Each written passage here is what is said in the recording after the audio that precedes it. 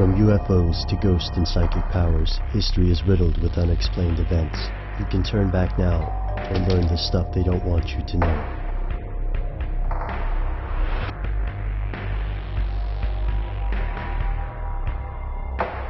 Here are the facts.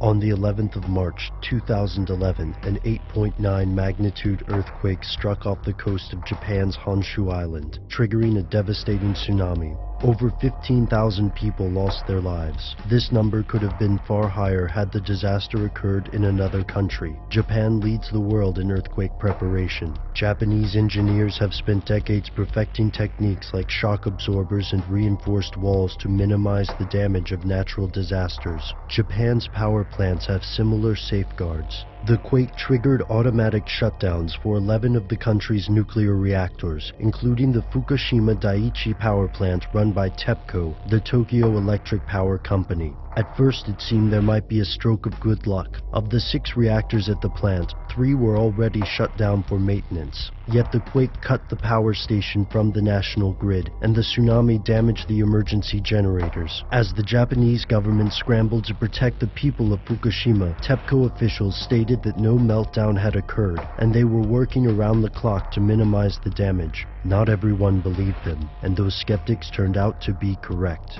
Here's where it gets crazy.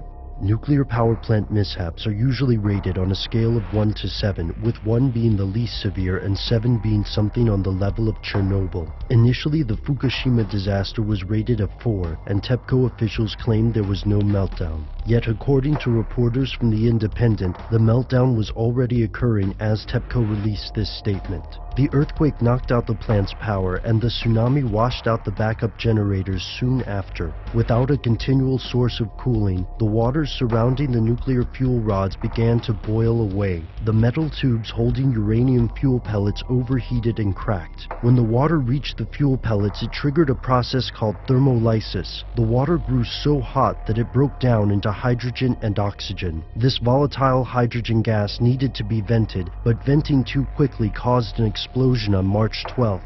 By the 15th of March, 2 more explosions had occurred. If the water continued to boil away, then a meltdown was surely imminent. By April 11th, nuclear regulators raised the severity level to a 7, ranking it on par with Chernobyl. Today, there is no doubt that this disaster will affect Japan for decades to come. Yet numerous individuals, including some former and current TEPCO employees, believe the reactor wasn't safe to begin with. 9 days before the meltdown, Japan's Nuclear Industrial Safety Agency warned TEPCO of failures to perform critical inspections. Earlier in 2002, TEPCO admitted to covering up data about cracks in circulation pipes, which siphon heat from the reactors. In the months following the disaster, TEPCO admitted that a massive fuel melt occurred 16 hours after the loss of coolant, still several hours before the initial hydrogen explosion. In crisis scenarios, incorrect information can often get spread accidentally. However, in this case, it appears disinformation may have been spread intentionally, or at least the truth was downplayed. As of 2011, numerous questions remain